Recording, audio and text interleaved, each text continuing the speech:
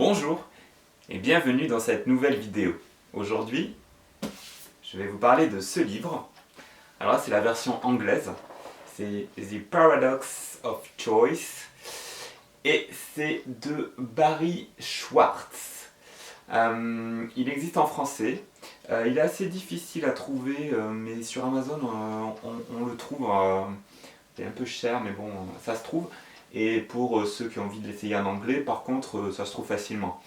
Donc, The Paradox of Choice. Ce livre, il est tout simplement génial. C'est un sociologue, si ma mémoire est bonne, qui a fait une étude sur les choix qui s'offrent à nous et la façon dont on a de réagir face à ces choix. Et donc, il a fait toute une série d'études et c'est très intéressant de découvrir ça. Et on s'aperçoit, le résultat de l'étude en gros, c'est que plus on a de choix, plus on a d'options.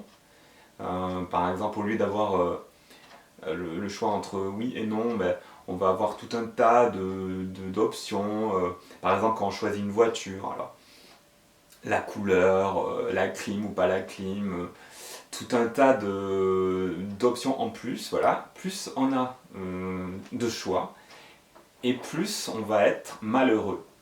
C'est ça la conclusion. Pourquoi ? Parce que quand on doit choisir entre deux couleurs, par exemple rouge ou bleu, bah, le choix est vite fait, on va vers la couleur qui nous appelle le plus. Après, si on a le choix entre le rouge, le bleu, le vert, le jaune clair, le jaune criard, le noir, le blanc, le gris, l'anthracite, voilà, on va se retrouver avec une vingtaine de possibilités. Si on multiplie ces possibilités avec encore, par exemple, si c'est pour un vêtement, ça va être la matière, ça va être, et puis après il va y avoir le prix. Donc est-ce que je prends celui dont la couleur me plaît le plus mais qui va être plus cher, ou celui qui me plaît un peu moins mais qui va être moins cher?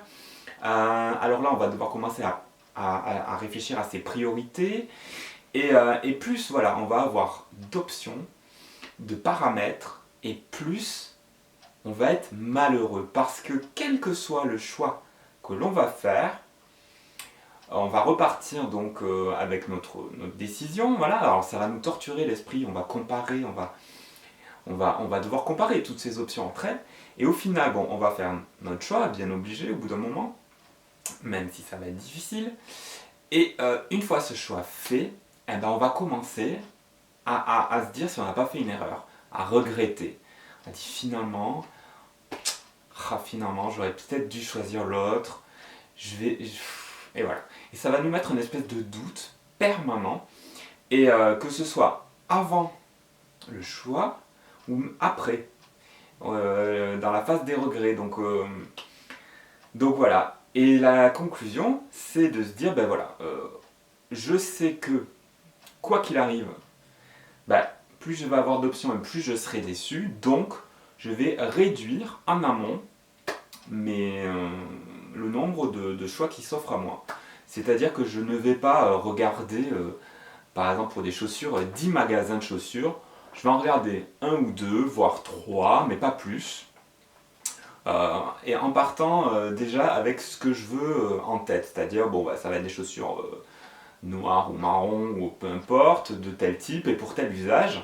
Et dès que je trouve un modèle qui correspond à la tranche de prix que je m'étais fixée, à l'utilité que j'en avais, je dis c'est bon, ça correspond à 90% des critères, donc je prends. Voilà. Et si tous les critères ne sont pas réunis, je vais définir ma priorité. Ça va être soit le prix, soit l'aspect, soit le... peu importe, je choisis ma priorité. Et si l'article ou l'option qui s'offre à moi remplit sa fonction de ma priorité, je ne sais pas si je suis très clair, mais en gros, voilà, je ne vais pas essayer de chercher la solution parfaite. Parce qu'en fait, la solution parfaite n'existe pas. Donc voilà, tout simplement, je réduis mon choix au minimum, c'est-à-dire je fais 2-3 magasins où je compare 2-3 solutions, et dès que je trouve quelque chose qui rentre dans mes critères, je valide.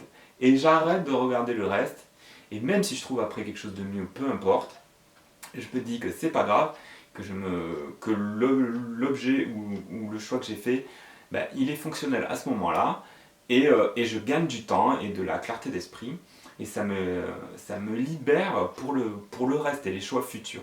Donc j'en deviens plus efficace, plus spontané aussi, et puis on se prend beaucoup moins la tête, on respire.